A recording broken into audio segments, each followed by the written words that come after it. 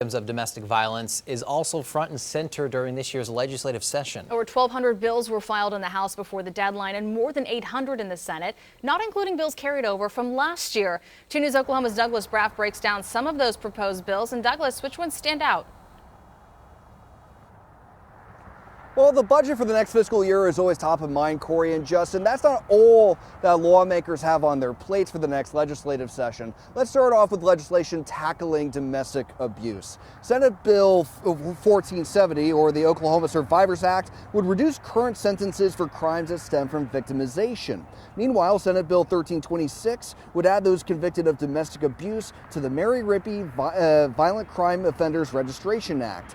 In it, violent offenders must provide their address to law enforcement after sentencing or release and remain on the list for 10 years. Now on to taxes, a big focus after the special session to eliminate the state's income tax failed.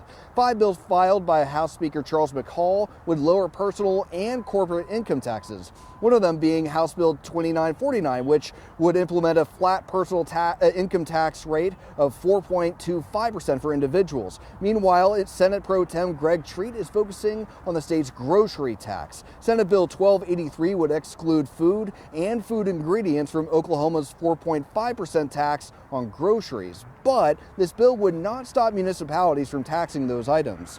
Lastly, you may not have heard of ranked choice voting. So under a ranked choice voting system, voters can rank all candidates from who they like the best to the least instead of voting for just one candidate. The one who gets the least amount of votes is eliminated, and then a voter's second choice is given to that vote is given to a voter's second choice.